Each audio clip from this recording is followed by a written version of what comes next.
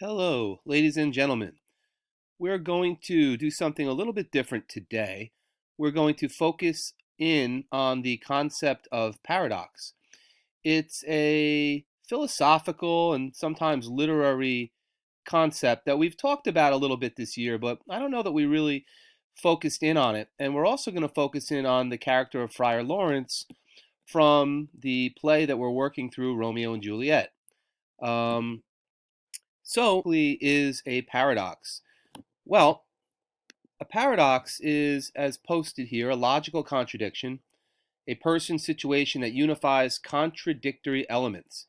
So that's a pretty complicated way of saying it involves opposites or just different contradicting elements. So, for example, the idea of life in death would be a paradox because those things are in heavy contrast with each other. They're very different. Logically, life and death do not really go together because they're so different. And yet, if I made a paradoxical statement, such as every day we live, we die, there's actually a truth in that, but on the surface, it doesn't really make much sense. If I said, you know what, inside of all hatred is love, at first that doesn't make any sense. Love and hate are totally opposite and they shouldn't go together. It's just not logical, right? It's a logical contradiction. But if you think about that, just like the life and death statement, there's actually some truth there, right? I mean, every day we live, we are among death. We see it happening. And all types of hatred often come from a deep love of something. And that love might be rejected, or that love might be warped or twisted, but often without love you cannot have hate, and without life you really would not have death. So these opposites go together, and we're going to explore how those opposites work in the character of Friar Lawrence. I do hope that you're keeping up with the reading, and if you're working through, Act 2, Scene 2, Act 2, Scene 3, you're starting to see things taking off. Um, so Friar Lawrence, as we're learning, is a pretty kind-hearted, gentle guy. I mean, he's a friar. He's a man of God. Um, and his role seems to be one of a coach, a mentor, a friend. Um, he's basically a teacher. He's wiser. He's more experienced than Romeo and Juliet. So he tries to use some of his expertise and his experience to help them, right? So he's kind-hearted. He's going to perform the marriage, and that is something that Romeo and Juliet desperately want. So what is he doing? He's helping them out. Now, I think he has pure motivation. I think he's doing it for the right reasons. He's a friend to Romeo, but also he understands that if he can unite these two families through the marriage, there'll be a lot less violence, there'll be a lot more fellowship and peace in the kingdom, right? So I don't doubt his heart. I think he has a good heart and he means well. But there's a problem, right? I mean, our friend Friar Lawrence, as much as he wants to help, what are we reading? Right? We're reading a tragedy. And as I stated in class several times, you don't really read a tragedy to find out how it ends, because unfortunately, they pretty much all end the same, right? There's going to be a lot of people dead, and there's going to be a lot of hardship. The classical definition of a tragedy, right, as I kind of modified it here for the purposes of our class, involves the downfall of a noble individual, right, who we call a tragic hero, due to a tragic flaw, often resulting in the release of pity and fear in the audience. And that is cribbed from Aristotle's Poetics, right? He's the Greek philosopher who kind of put down the rules about what a tragedy and what a comedy was in the classical sense. But if we know a tragedy is going to end with terrible things happening, then guess what? Friar Lawrence, as much as he wanted to help, we pretty much know he didn't help, right? He led things down a course that ultimately is going to end in destruction. So how does this relate again to a paradox? Because Friar Lawrence meant to do a beautiful thing, and he has a kind heart, but it results in total destruction and horror and pain. So how could those two things go together? Well, unfortunately, that's part of the complex nature of humanity, right?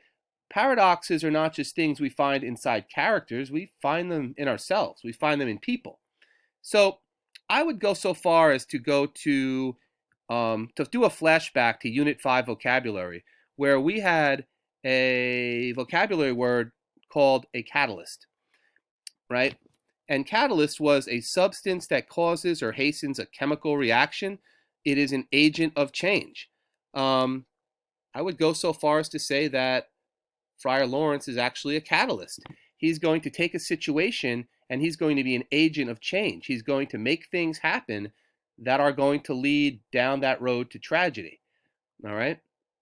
So Friar Lawrence kind of embodies um, that total opposition of elements, right? He wants to help, but what does he do? He harms, right? His motivation is pure, but his actions are destructive. He is that yin and that yang.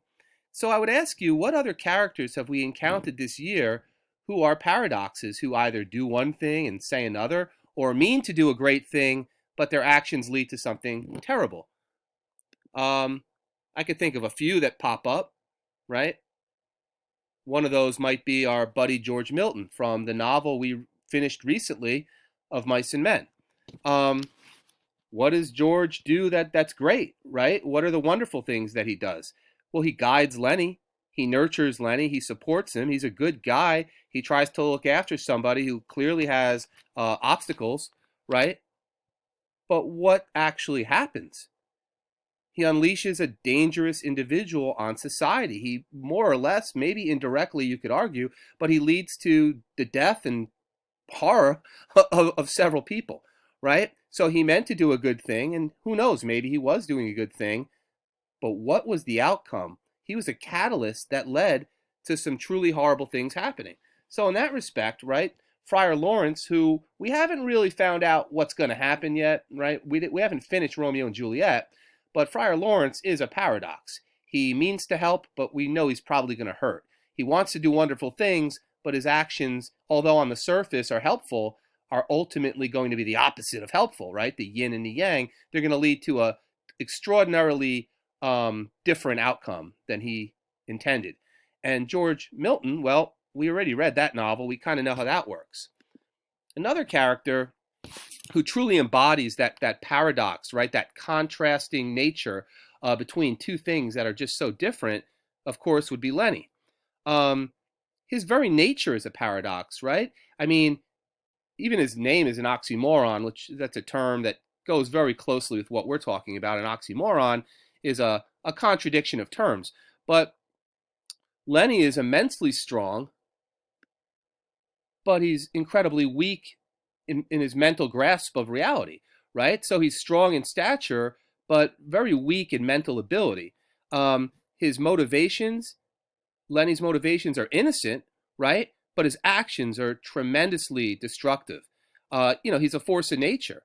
If a tornado ripped down your home, you might be horrified, but you might say the tornado is innocent in the fact that it's just a force of nature. There's no intentionality, right? If a shark attacks you, you're not going to be happy about it, but you're probably not later going to be really blaming the shark as like you would blame a person if they attacked you.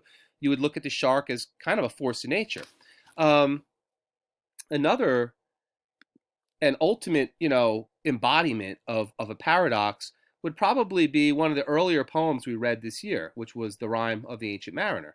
You recall the mariner commits a crime against nature, and that destructive act, although horrifying in its ramifications, right? You remember what occurs, his whole crew dies. Um, Ultimately, though, lends itself to a greater good, you could argue, because what does he do? He takes that sin that he commits, that destructive act, and he uses it to go about the world and try to change people and try to tell his story, right? He tells his rhyme and he tries to change the hearts of people. And I guess he does it for maybe 1,000 years. He's immortal. So we see, dual actions. We see a terrible act on the one hand, but on the other hand, right, we see that terrible act opening a doorway to doing great things to help people. Well, those things don't make sense together, but yet that's the way life is. Every sunset has a sunrise.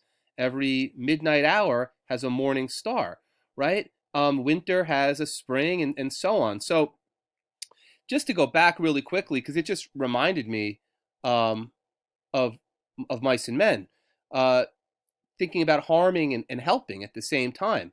If you remember, Lenny just kind of harms George, right? Lenny keeps George from getting a job. He makes George live in a constant state of anxiety. George is always hustling all over the country, and George is always having to look after Lenny. So you could obviously say, well, you know what? Lenny just kind of hurts George.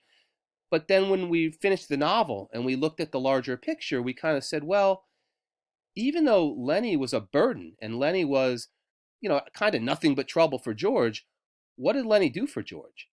Right?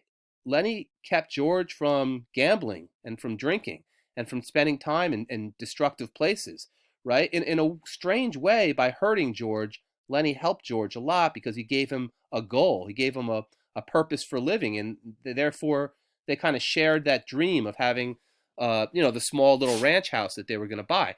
So again, that's just, I know I'm going back to Of Mice and Men, but that's just another example of how these two things can kind of exist together. Um, so finally, I would just reflect on the Rime of the Ancient Mariner from, I guess, October or November when we read that. And if you remember, the albatross, that symbol we're looking at, it represented a lot of things, right? A symbol doesn't just represent one idea. It's a very potent, very powerful image that represents, it's an object that represents just greater ideas. And one of the ideas that we pretty much distilled from the albatross was that it represents free will. And within free will is the perfect paradox, because every day, as we talked about in class, you are confronted with a choice as an individual. You can harm people or you can help them. You can create new things or destroy things. You can build things up or tear them down.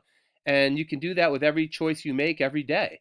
I truly believe that. So life itself is a paradox. Every moment you have a choice you can make that goes in one direction or another. And the albatross, to me, just represents that free will, that broad spectrum of choices that we can make, for good or evil, if you want to use that type of, language. Um, all right, so basically, I wanted to talk about paradox, and I think I covered that pretty well. I wanted to talk a little bit about Friar Lawrence without giving away too many specifics about what's going to happen in the play.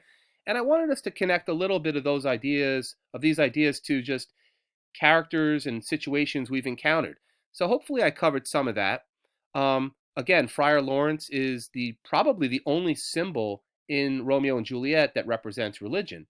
And without getting political or controversial, you could argue that religion has caused a lot of positive things to happen, but also a lot of destructive things throughout our history. Um, okay, so next week, people, we'll have a vocabulary assignment, and I'll give a short paradox assignment where I ask you to dig up some ideas and think a little bit about some of the things I discussed today. All right, people, have a great weekend and be safe. Thanks.